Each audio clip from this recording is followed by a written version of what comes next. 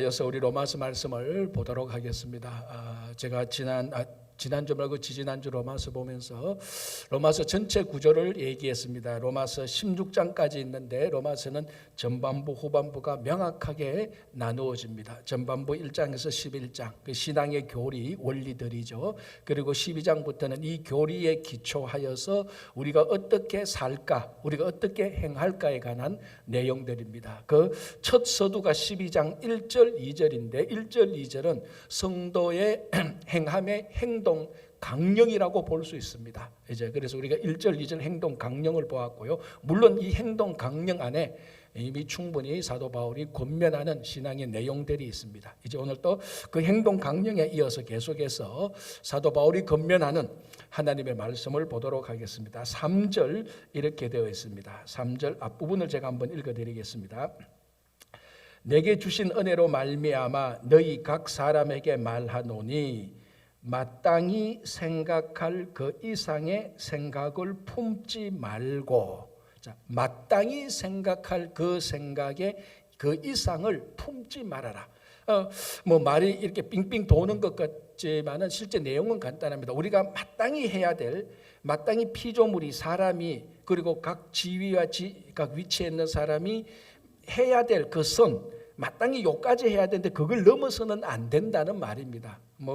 그렇게 어려운 말은 아닌데, 이런 사람이, 다시 말하면 피조물이 마땅히 생각해야 될 그 생각의 이상을 품었던 일이, 그래서 큰 잘못이 일어났던 일이 언제 어디서 일어나는가 하면 그게 바로 태초에 하나님이 천지를 창조하셨던 에덴 동산에서 바로 이런 일이 일어났습니다. 자, 무슨 말인가 하면은 그 에덴 동산에서 아담과 하와의 삶을 여러분 한번 생각해 보십시오. 깊이 생각해 보면요, 그 삶은 진짜 영생불사의 삶입니다. 우리 잘 아시다시피 중국 진시황이 발했던 그 삶이 아담과 하와가 죄를 짓기 전 바로 그 이전의 삶이 영생불사였습니다. 부족한 게 하나도 없습니다. 의식주 하나도 부족하지 않습니다. 그리고 죄가 없었기 때문에 영원히 살게 되는 겁니다. 하나도 부족한 게 없습니다. 자, 이렇게 살면은 사람들은, 피조물은 자기가 신인 줄 압니다. 자기가 창조주를 압니다. 그렇지 않습니까? 만약에 여러분들에게 하나도 부족한 것이 없고 모든 것을 다 할 수 있고 영원히 산다. 내가 신적이구나, 신이구나, 그렇게 생각할 수 있습니다. 그럼에도 불구하고 그 에덴 동산에 유일하게 사람이 피조물이라는 것을 알려주는 딱 한 가지가 있었죠. 그게 뭡니까? 선악과 아닙니까? 그래서 아담과 하와가 선악과 앞에만 서면은 이거는 하나님께서 먹어서는 안 돼라고 금지해 준 것입니다. 그래서 선악과를 볼 때마다 우리가 피조물이구나.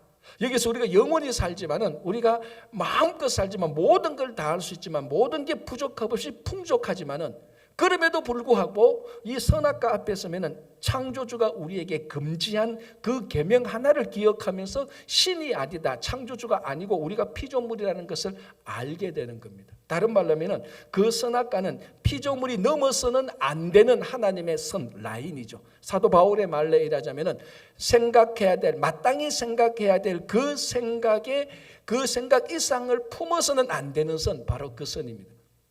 자, 그런데 무슨 일이 일어났습니까? 뱀이 하와를 유혹하여서 그 선악을 알게 하는 열매를 먹을 때 몇 마디 말을 합니다. 창세기 3장을 보면은 첫 마디가 뭔가 하면은, 야, 하나님이 진짜로 그 열매를 먹지 말라고 하더냐? 이런 말을 던집니다. 그리고 또 뭐라고 말합니까? 그 열매를 먹으면은 죽지 않아. 그렇게 또 얘기를 합니다. 또 무슨 말을 하는가 하면은, 그 열매를 먹으면 눈이 밝게 될 것이다. 눈이 밝아질 것이다. 몇 마디 말을 하는데 결정타가 뭡니까? 너 그거 먹으면은 하나님과 같이 될 것이다 라는 겁니다. 이게 바로 마땅히 피조물이 생각해야 될 그 생각 이상의, 그 이상을 품을 수 있도록 뱀이 하와에게 유혹한 겁니다. 그 선을 넘어버린 겁니다. 그래서 선악을 알게 하는 열매를 먹게 된 것입니다. 그래서 모든 인류가 죄인으로 태어나는 원죄, 오리지널 신이 일어나는 장면, 그 결정적인 이유가 뭔가 하면 오늘 사도 바울의 권면의 표현을 빌어서 말하자면, 피조물이 마땅히 생각해야 될 생각 그 이상의 마음을 품었기 때문에, 그것이 행동으로 나타났기 때문에 원죄, 오리지널 신이 생긴 것입니다. 자, 이 일로 인하여서 우리들의 일상적인 삶 속에 일어나는 마땅히 생각해야 될 그 생각 이상의 마음을 품을 때 두 가지 일이 일어납니다. 첫 번째가 뭔가 하면은 자만, 즉 교만이 일어나는 것입니다. 교만이라는 것은 현재 있는 내 자리, 내 위치, 내 영역 또는 내 신분이나 지위, 그것을 넘어서는 겁니다. 마땅히 그 있어야 될 내 자리, 내 영역을 넘어서 더 넘어서게 될 때 우리는 교만의 행위로 들어가게 되는 것입니다. 자, 우리 남유다의 구약의 남유다의 우시야 왕을 한번 생각해 보시기 바랍니다. 우시야 왕이 16살의 왕이 됩니다. 그리고 52년 동안 국가를 남유다를 통치하는데요. 이 우시야 왕이 얼마나 위대한 왕이었는가 하면은 초기 때 보면 건축, 국방, 농업, 목축, 경제, 경영, 외교 하나 부족한 게 없습니다. 그래서 나라가 계속해서 강성해집니다. 아마 이 우시야 왕이 계속 그대로 나갔다면은 남유다에서 가장 위대한 두 왕 히스기야나 요시야 왕보다도 더 위대했을 수도 있었고 아마 다윗의 버금가는 왕이 될 수도 있었습니다. 그만큼 이 우시야 왕은 강성했습니다.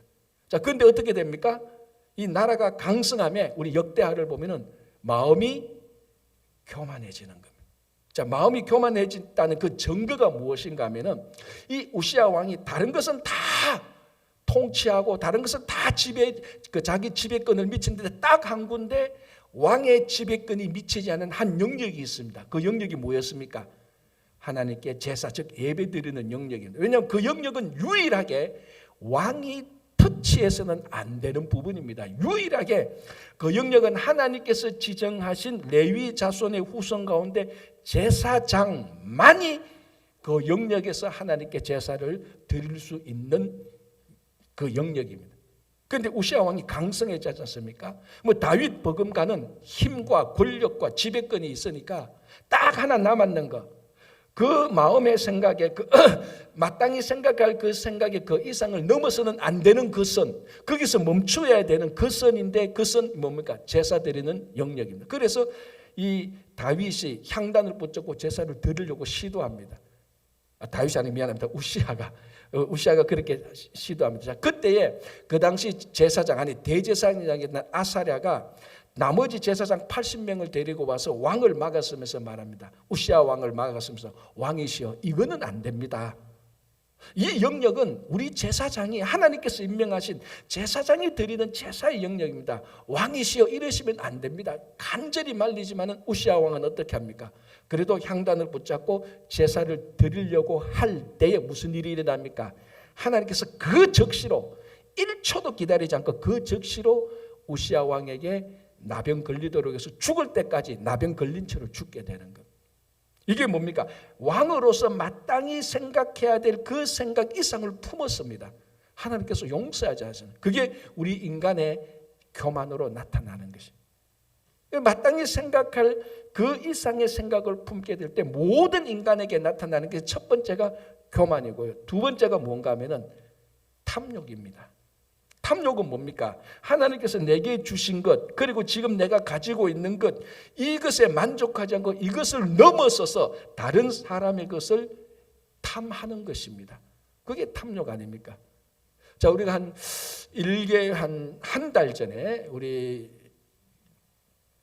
아합 왕 이야기를 하면서 나봇의 포도원 이야기를 들었습니다. 우리 너무 잘 알지 않습니까? 간단하게 말하면 이렇게 됩니다. 아합이 북이스라엘의 왕이었는데요. 사실 이 아합이 하나님께 심판받는 왕이지만 세상적으로 보면은 아합이 나라를 잘 다스리는 왕입니다. 세상적으로 보면은.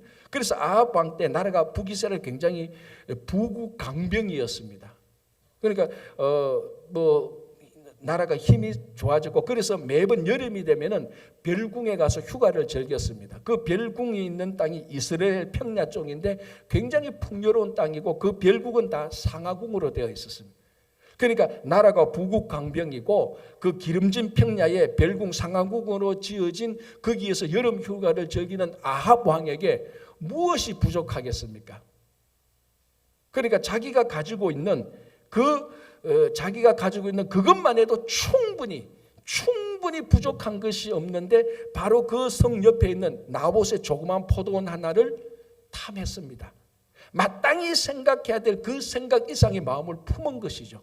그게 바로 탐욕이었습니다.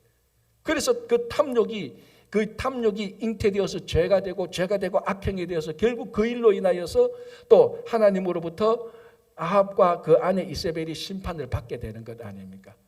그러니까 우리가 마땅히 품어야 될, 마땅히 생각해야 될 그 이상의 품는 순간에 그게 교만으로 나타나든지 아니면 탐욕으로 나타나든지 아니면 두 가지 다 우리에게 나타나는 겁니다. 자, 우리가 보통 영적 전쟁 또는 영적 투쟁 이런 말을 많이 씁니다.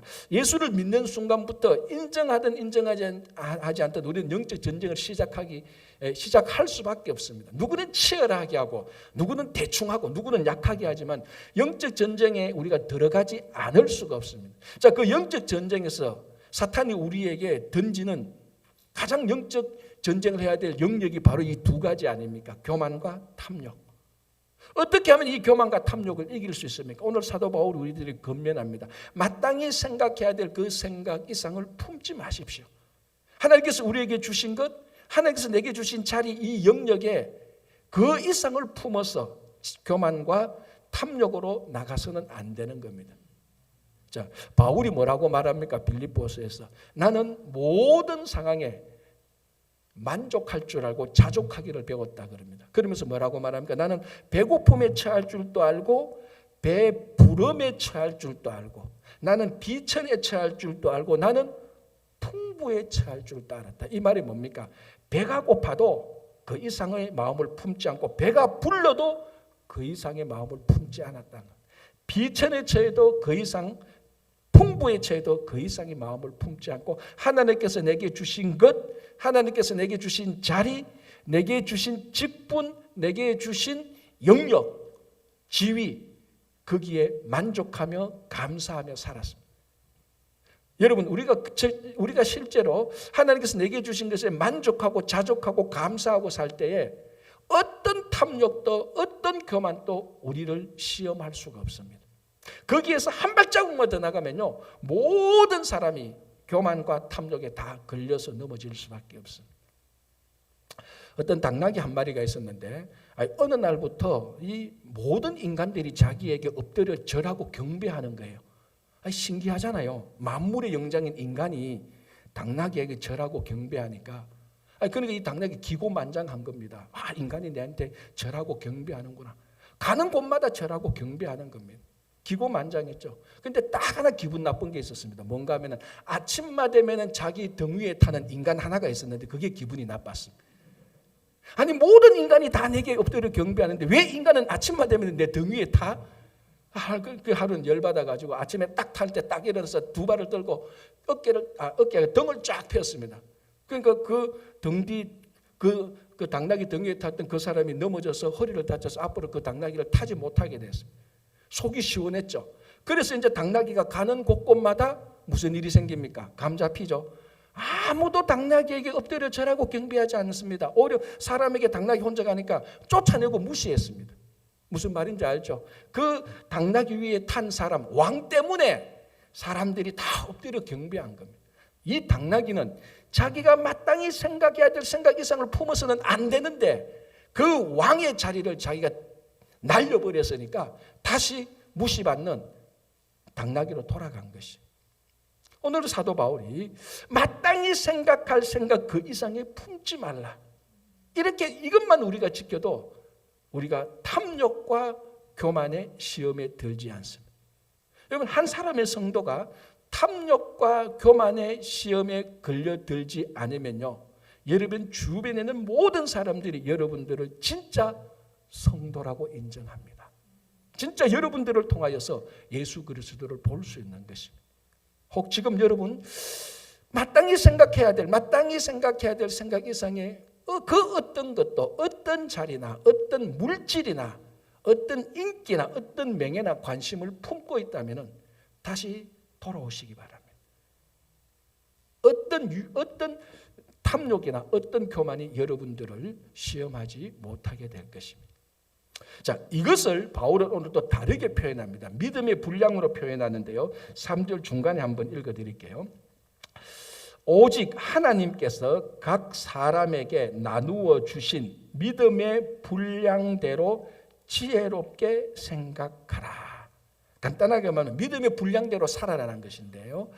자, 이게 우리가 좀 알 것 같은데 가만히 생각하면요, 이게 참 굉장히 복잡한 말들입니다. 첫 번째 분량이라는 말, 그리고 믿음이라는 말, 그리고 중간에 되는 의, 조사. 그래서 이 주석가가 저 말을 분석하면서 사실은 저 분량, 믿음의 분량이라고 말 때 분량이라는 헬라어는 메트론입니다. 메트론. 이 메트론, 헬라어 메트론이 영어로 된 단어가 메트로놈입니다. 메트로놈이 뭡니까? 알죠? 옛날에 음악 시간에 박자, 정확히 박자할 때 그 똑딱똑딱 하면서 박자 맞춰주는 그 도구, 그게 메트로놈입니다. 그게 오늘 믿음의 분량이라고 말을 할 때 메트론에서 나온 단어입니다. 그래서 우리가 메트로놈은 우리 박자를 맞춰주는 도구이지만은 기준이라는 의미로 사용되어집니다. 내가 박자가 빠른지 늦은지 그 기준이 뭡니까? 메트로놈에 비춰보면 되는 겁니다. 메트로놈보다 내가 빠르게 하면 내가 빠른 거고 늦으면 늦는 겁니다. 그러니까 메트로놈은 이 메트론이라는 단어, 메트론은 기준이라는 의미가 있습니다. 글자 그대로 번역하면. 그래서 자, 이런 번역들, 그리고 믿음이라는 말, 또 여기서 믿음이라는 말은 이 믿음이라는 단어에 해당되는 피스티스라는 말은 우리 신약 성경에 믿음으로도 번역되고 믿는 것으로도 번역되고 신용, 신뢰 이런 말로도 번역되고 신앙이라는 말로도 번역됩니다. 그러니까 저 분량이라는 단어, 믿음이라는 단어가 여러 의미로 번역이 되는 거죠. 그리고 중간에 있는 믿음의 분량할 때 의자라는 이 조사가 소유격인지 목적격인지에 따라서 또 의견이 달라지는 거예요. 그래서 한 학자가 오랫동안 저 단어 믿음의 분량을 두고 조사를 했는데 70가지로 해석이 될 수 있대요. 70가지. 그래서 오늘 우리가 작정하고 한 70가지를 다 보느냐? 그게 아니고 사도 바울이 했던 믿음의 분량의 말 큰 의미 두 가지만 우리가 한번 살펴보려고 말합니다. 자, 지금 제가 방금 분량이라는 말이 메트론이고 메트로놈이고 그 원래 의미는 기준이라는 말이라고 했습니다. 믿음의 기준. 자, 이 믿음이란 말을 좀 더 객관적인 말로 우리가 번역을 하면 신앙입니다. 신앙. 그러니까 신앙의 기준이라는 말로도 번역이 되는 겁니다. 쉽게 말하면은 너희들은 믿음의 분량대로 살아라. 이 말을 신앙의 기준에 맞추어서 살아라. 이런 중요한 의미가 있는 것입니다. 자, 그럼 무슨 질문이 생깁니까? 그럼 신앙의 기준이 뭐예요? 그거 무엇인가를 알아야 거기에 맞추어 살 것 아닙니까?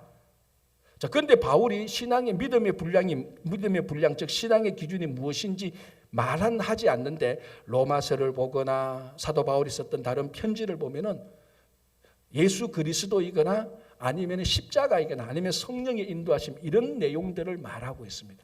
자, 여기서 신앙의 기준이 뭔가가 중요한 게 아니고 더 중요한 것은 여러분들이 신앙의 기준대로 사십시오라고 말했던 이 상황이 더 중요하다는 겁니다. 어떤 상황에서 이 말을 했습니까? 교회 공동체 상황에서 이 말을 했던 겁니다.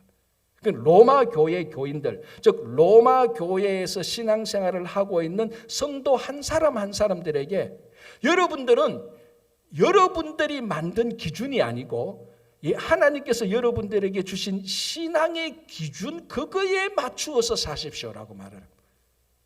확실한 것은 하나님께서 우리들에게 주신 신앙의 기준이 그게 무엇인가는 정확히 예수 그리스도인지 십자가인지 성령의 인도하심인지 정확한지는 모르겠지만 확실한 건 있습니다. 무엇이 확실합니까? 그 신앙의 기준이 내가 아니라는 것은 확실하죠. 내가 아니라는 것은 확실합니다. 그러니까 교회 공동체에 살 때 사도 바울이 믿음의 분량대로 사십시오. 하나님께서 여러분들 각자에게 주신 믿음의 분량대로 사십시오. 라는 이 말은 하나님께서 여러분들 각자에게 주신 신앙의 기준대로 사십시오. 이 말은 여러분들이 교회 공동체에서 여러분이 기준이 되어서 그 기준대로 사십시오. 이 말은 절대로 아니라는 겁니다. 자, 이 교회에는 조직이 있고 교회에는 운영 시스템이 있고 교회에는 사역이 있습니다. 뭐 여러 가지 또 다른 것인데 이런 사역과 운영 시스템 교회 조직에서 함께 교회 공동체 생활을 할 때 한 사람 한 사람이 그 교회의 신앙의 기준에 따라 맞추어 사는 것이지 내가 기준이 되어서 살아라는 말이 절대로 아니라는 거예요. 내가 똑똑하고 내가 경력이 많고 내가 잘 아니까 내가 교회가 무엇인 가장 잘한다. 그래서 이 교회에서는 내가 기준이 되었습니다. 그게 절대로 아니라는 겁니다. 교회에 주어진 사역의 기준, 교회 조직의 기준, 거기에 내가 맞추어서 살아. 그 신앙의 기준을 맞추어서 살아라. 바로 그 말이 되는 것입니다. 여러분 우리 그 음악의 대가들 특별히 성악하는 사람들 파파로티 폴라시스 도밍고 이런 사람들 유튜브에서 보면은 그런 사람들이 독창하는 거 들으면 솔로로 노래하는 거 들으면 정말로 잘합니다. 그죠? 근데 이제 제가 그 사람들이 그 독창하는 그 악보를 보지는 않았지만 본들 제가 알겠습니까만은 보지는 않았는데 어떨 때는 그런 대가들이 솔로를 할 때 악보대로 안 할 때가 있습니다. 악보 여기서는 3박자인데 4박자 뺄 때가 있어요. 그리고 반박자 올릴 때도 있고 낮출 때도 있습니다. 왜? 자기가 그 악보를 보고 자기 나름대로 주관적으로 해석을 하는 거예요. 여기 때는 원래 악보가 3박자 빼지만 내가 4박자로 빼니까 더 좋을 수 있다. 4박자로 빼서 하는 거예요. 그 듣는 청중들은 훨씬 더 그게 새롭고 훨씬 더 좋아 보일 때가 있습니다. 문제가 안 됩니다. 솔로로 부르는데 악보대로 안 부르고 내 주관적으로 불러도 우리가 그러면 또 재미가 없죠. 대가들이 해야 재미가 있죠. 그렇게 해도 문제가 안 됩니다. 그런데 그 대가들이 합창을 할 때 어떻게 해야 됩니까? 지 마음대로 3박자를 4박자로 빼도 됩니까? 안 되죠.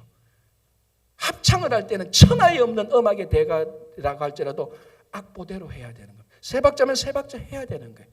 혼자 할 때는 4박자 해도 괜찮아요. 그러나 합창을 할 때는 어떤 음악의 대가라도 3박자면 3박자 해야 됩니다. 왜? 기준이 있으니까. 악보라는 기준이 있으니까. 신앙생활도 똑같습니다. 아무리 내가 똑똑하고 아무리 내가 능력이 있고 사회적으로 영향력이 있다 할지라도 내가 회사 나가고 직장에 나가면 사회에 나가면 내가 영향력이 있어 내가 원하는 방식 내가 원하는 스타일로 직장생활하고 비즈니스 합니다. 문제 없습니다. 그러나 교회에 들어오면 교회 공동체에 들어오면 사도 바울이 말한다. 너희들은 믿음의 분량대로 하라. 다시 말하면 신앙의 기준에 맞추어라. 미안하지만은 너가 신앙의 기준은 아니다. 네가 아무리 똑똑해도 똑같죠. 우리가 신앙생활 때 우리가 하나님에게 맞추어야지. 예수 그리스도에게 맞추어서 살아야 되지. 내가 이렇게 하면 편리하고 내가 이렇게 하면 좋고 내가 이렇게 하면 출세하고 성공한다고 해서 예수님 내게 맞추시오. 하나님 내게 맞추시오. 그렇게 말하는 사람 아무도 없습니다. 교회도 동일합니다. 교회는 그리스도의 몸이고 교회의 머리는 예수 그리스도 아닙니까? 교회 생활도 똑같습니다. 교회가 내게 맞춰. 나 이렇게 하면 편한데 그래서 내가 이 교회에서 신앙생활인데 왜 내게 안 맞춰? 그게 아니고 좀 불편하고 힘들더라도 교회에 있는 신앙의 기준을 내가 맞추어 갈 때 그 교회가 든든하고 건강하고 성숙한 교회가 되는 겁니다. 바울이 말한 바로 상황이 그겁니다. 교회 공동체 상황에서 신앙의 기준에 맞추어 살아. 이게 첫 번째 믿음의 분량대로 살아라는 것의 기준, 첫 번째 해석이고요. 70가지 가운데 또 70가지 가운데 중요한 해석 하나는 오늘 이 한국말로 번역되어 있는 이 번역하고 비슷한 겁니다. 자, 하나님께서 우리 각자에게 주신 신앙의 분량, 신앙의 양이 있습니다. 물리적인 양이 다른 것이죠. 자, 우리 여기도 우리 각자 이렇게 함께 모여서 예배드리는데 여러분 각자 제가 볼 때는 믿음의 분량이 달라요. 양이 달라요. 하나님께서 주신 양이 다 다릅니다. 자, 가장 쉽게 말하자면은 여러분 달란트 비유를 한번 생각해 보시죠. 달란트 비유 때 주인이 멀리 출장 갈 때 종에게 똑같은 달란트를 줍니까? 아니요. 달란트 양이 다릅니다. 누구는 5달란트, 2달란트, 1달란트 다르게 양을 줍니다. 그 달란트 비유의 포커스는 뭡니까? 나는 왜 5달란트냐? 너는 왜 2달란트냐? 그게 포커스가 아니죠. 각자 내게 주어진 달란트의 양에 충실한 겁니다. 누구의 달란트가 많으냐, 누구의 믿음이 양이 많으냐 적으냐는 두 번째입니다. 첫 번째는 중요한 것은 내게 주어진 그 양에 맞추어서 수고하고 충성하는 겁니다. 자, 234 곱하기 3456 이 곱셈 문제를 두 학생이 다 문제를 풀어서 답을 맞추었습니다. 이 두 학생이 잘했습니까? 못했습니까? 제가 묻는 질문 항상 아리까리 해가지고 잘할 수도 있고 못할 수도 있죠. 자, 예를 들어서 2학년 학생이 갓 구구단을 배우는 초등학교 2학년 학생이 234 곱하기 3456을 풀었다. 정말 잘한 거죠. 그런데 대학생이 그거 풀었다고 해서 아무도 잘했다고 말하지 않습니다. 왜? 수학의 레벨 수준이 다르잖아요. 믿음의 양도 이것입니다. 새가족은 믿음의 양이 작습니다. 당연하죠. 새가족의 믿음의 양이 많으면 감당하지 못합니다. 새가족에게는 믿음의 양을 하나님께서 적게 주셨고, 그렇다고 해서 나쁘다는 말이 아니죠. 거기에 맞도록 하나님께서 처음 예수를 믿는 사람들에게는 하나님께서 믿음의 양을 적게 줍니다. 그러나 30년, 40년 충실하게 신앙생활하고 한 교회의 중직자가 된 사람에게는 하나님의 믿음의 양을 많이 줍니다. 그런데 믿음의 양이 적은 새가족이 1년 동안 매일 주일을 계속해서 주일을 성수했다. 잘했습니까? 못했습니까? 잘한 거죠. 정말 잘한 거죠. 그런데 중직자가, 교회에 가장 책임을 진 중직자가 1년 동안 일주일에 주일에 한 번만 딸랑딸랑 계속 나왔다. 새벽기도 생략, 성경공부 생략, 사역 생략, 다 생략했다. 잘했습니까? 못했습니까? 왜 좀 찔립니까? 왜 대답을 안 합니까? 그건 못한 거죠. 못한 거죠. 중직자의 믿음의 분량은 이만큼 있는데 이만큼 해야 됩니다. 주일날 한 번만 달랑 나온 거 그건 잘한 거 아니에요. 대학생이 234 곱하기 3456 풀었다고 내 잘했다 말하는 거하고 똑같은 모양입니다. 바로 믿음의 분량대로 살아가는 건 바로 그겁니다. 새가족에는 믿음이 적어요. 새신자에게는. 중직자의 믿음이 양이 많아요. 많고 적고가 중요한 게 아니고 내게 주어진 하나님께서 내게 주신 믿음의 양에 충성하는 게 그게 중요한 것입니다. 그게 지혜롭게 살아가는 것입니다. 자, 그렇다면은 지난 1년 동안 여러분들 믿음의 양은 줄었습니까? 늘었습니까? 자, 내게 주어진 이 믿음의 양이 많든 적든 그 믿음의 양에 수고하고 충성할 때 하나님께서는 계속해서 더 많은 믿음의 양을 주십니다. 달란트 비유하고 똑같죠. 수고하고 충성했던 그 달란트, 많은 달란트를 남긴 달란트에게는 하나님께서 더 많은 달란트를 주라고 말합니다. 게으른 종에는 있는 것도 빼앗아가죠. 똑같습니다. 우리 각자에게 주어진 믿음의 양이 있는데 그 양이 많고 적음을 보지 않고 그 믿음의 양고 작아도 거기에 충성할 때 하나님은 계속해서 더 많은 믿음의 양을 부어주십니다. 그래서 지금 믿음의 양이 많은데 안 할 때 게으름을 피울 때 믿음의 양을 하나님께서 계속해서 뺏어가는 것이죠. 그래서 이 믿음의 분량대로 우리가 지혜롭게 처신하라는 것은 믿음의 분량이 많고 적음에 따라서 교회 안에서 계급이나 서열이나 차별이 정해지는 건 절대로 아닙니다. 그러나 내한테 주어진 믿음의 양이 다른 사람하고 비교하는 것이 아니고 내게 주어진 믿음의 양이 많으면 많을수록 많이 감당하고 적으면 적을수록 충성스럽게 감당할 때 하나님께서는 계속해서 믿음의 양이 더 많게 해주는 겁니다. 자, 내년 이맘때 앞으로 1년 동안 여러분들의 믿음의 양이 지금 어떻든지 간에 정말 믿음의 양이 많아질 수 있도록 하나님께서 지금 주신 믿음의 양에 수고하고 충성스럽기를 간절히 바랍니다. 자, 이제 믿음의 양이 다릅니다. 자, 이것을 4절, 5절에서는 한 몸에 붙어 있는 지체가 다른 것으로 표현하고 있습니다. 자, 4절, 5절 제가 한번 봉독할게요.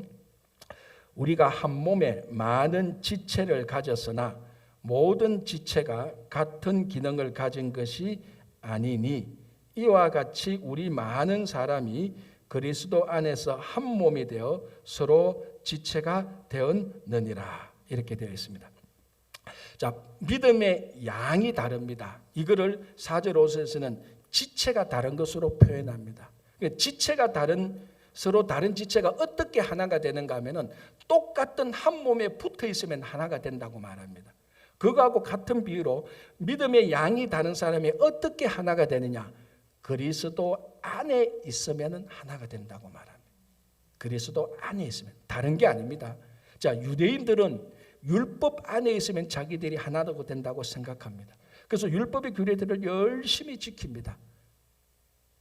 로만 카톨릭은 죄송하지만 카톨릭을 잘 연구하면 로만 카톨릭은 교황 체제 아래서 하나가 되는 것을 강조하고 있습니다.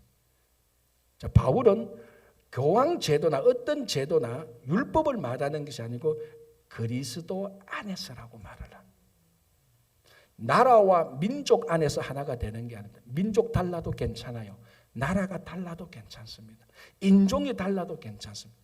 문화가 달라도 괜찮고 전통이 달라도 괜찮고 경험이 달라도 괜찮습니다. 그리스도 안에서 하나가 되는 것입니다. 다른 데에서 하나가 되는 것이 아니고 오직 그리스도 안에서만 하나가 되는 것인데, 요한복음 15장을 보면 예수님께서 친히 이것을 어떻게 비유로 말씀하시는가 하면 그 유명한 포도나무 비유를 말하는 겁니다. 너희들이, 그러니까 포도나무 가지가 어떻게 포도나무에서 하나가 되는가 하면 줄기에 붙어 있으면 되는 겁니다. 자, 보십시오 여러분. 포도나무 줄기가 하나인데 가지가 많이 붙어 있습니다. 그 가지들을 하나하나 살펴보면 다 다릅니다. 긴 가지도 있고 짧은 가지도 있고 좀 동그란 가지도 있고 좀 각진 가지도 있고 다 다릅니다. 그럼에도 불구하고 줄기에만 붙어 있으면은 이 뿌리의 영양분이 줄기를 통하여서 각 가지로 나가게 될 때 포도나무는 무슨 열매를 맺게 됩니까? 똑같이 포도라는 열매를 맺게 됩니다. 그렇게 해서 하나가 되는 겁니다.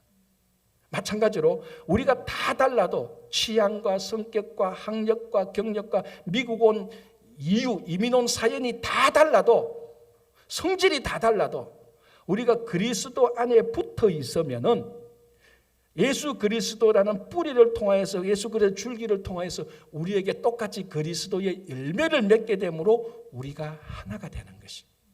그래서 믿음의 양이 달라도, 누구는 믿음의 양이 크고 믿음의 양이 작아도 그것 가지고 누가 더 계급이 높고 서열이, 그게 아니고 그리스도 안에 붙어 있으면 똑같은 그리스도의, 예수님의 열매를 맺게 되는 것입니다. 그게 무엇을 비유로 말하는가? 오늘 사도 바울은 교회라는 비유를, 이 교회라는 상황에서 얘기를 해주고 있는 것입니다. 그리고 우리 각자 다 다릅니다. 한 사람도 똑같지 않습니다. 쌍둥이도 한 사람도 똑같지 않습니다. 우리 중고등부 여러분 아실 때 세 쌍둥이였어요. 중고등부에 다 달라요.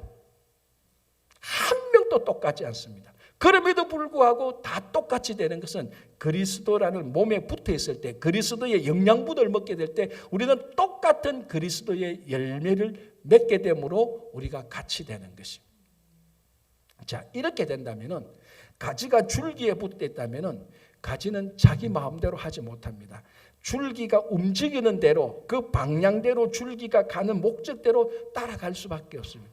그래서 이 가지, 줄기에 붙어 있는 가지는 줄기가 가는 대로 방향으로 같이 가야 됩니다.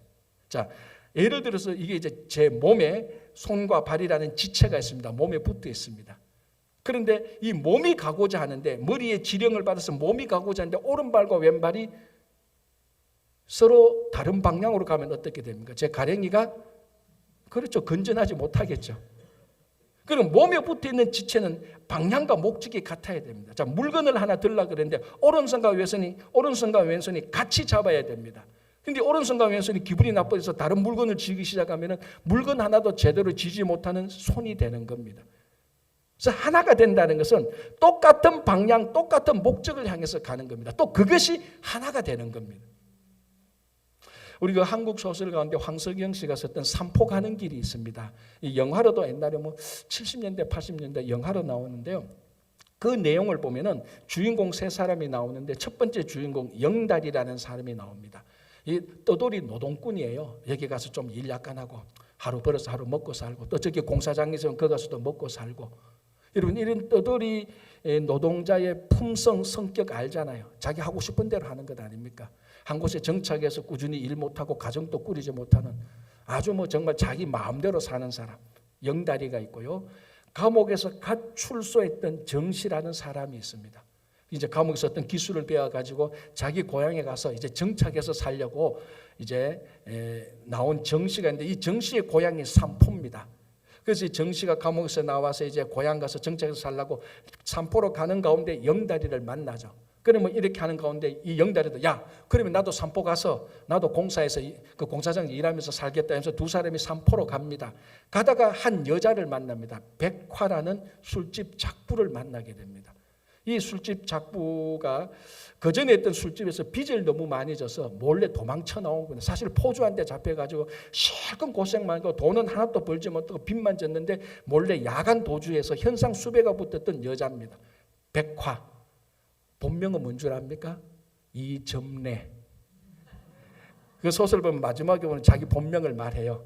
전형적인 한국의 어르신들 이름 아닙니까? 그죠? 그래서 백화, 술집 작부 백화, 떠돌이 노동자 영다리, 감옥에서 막 출세했던 정시, 어느 하나 온순한 사람이 없습니다. 다 자기 마음대로 사는 인생 아닙니까? 또 상처투성이 아닙니까?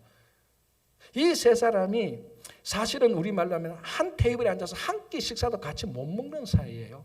다 자기 성질이 있어가지고 견디지를 못합니다. 그런데 이제 이 영다리하고 정씨가 산포 가는 길에 하여튼 여러 가지 이 도망 나온 백화도 이 백화는 아가씨도 같이 의기투합해서 세 명이 산포로 갑니다. 가면서 찢고 뽑고 싸우고 생야단을 다쳐요. 눈에 빤히 보이지 않습니까?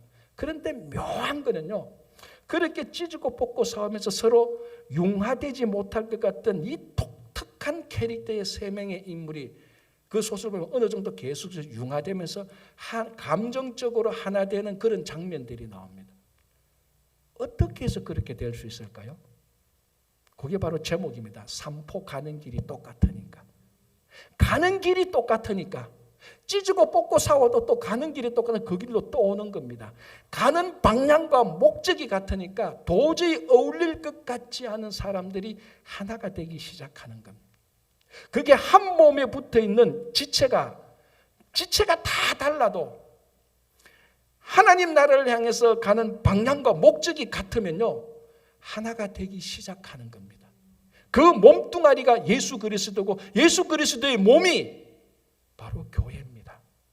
그래서 교회에 와서 교회의 목적과 교회의 사역에 우리가 각자의 믿음의 분량을 가지고 거기에 서로 합심하여서 나아가게 될 때에, 하나님 나라를 향해서 나아갈 때, 사역을 향해서 나아갈 때에 우리는 다 달라도 하나가 되는 겁니다. 유니폼 하나가 되어서 똑같은 얼굴, 똑같은 성격, 똑같은 취향, 똑같은 관심이 되어서 하나가 되는 게 아니고 다 다르지만은 하나가 되는 겁니다. 그게 예수 그리스도의 몸에 붙어있는 지체가 될 때, 우리 성도 한 사람 한 사람이 예수 그리스도의 몸인 교회에 붙어서 그 사역을 향해서 나가고 목적을 향해서 나가게 될 때, 우리가 다 다르지만은 옛날과 지금하고 옛날처럼 지금처럼 그 사람의 옛날과 지금 다 다르지만은 하나가 되기 시작하는 것입니다. 그래서 사도 바울은 믿음의 분량이 다 달라도 그리스도 안에서 한 몸이 된다고 말합니다. 우리가 이 친구 교회, 아니 더 정확히 말하면 그리스도의 몸에 붙어 있는 다른 지체지만은 하나님 나라를 향해서 그 방향으로 나아갈 때 계속해서 하나 되는 우리 모두가 되기를 간절히 바랍니다. 기도하겠습니다.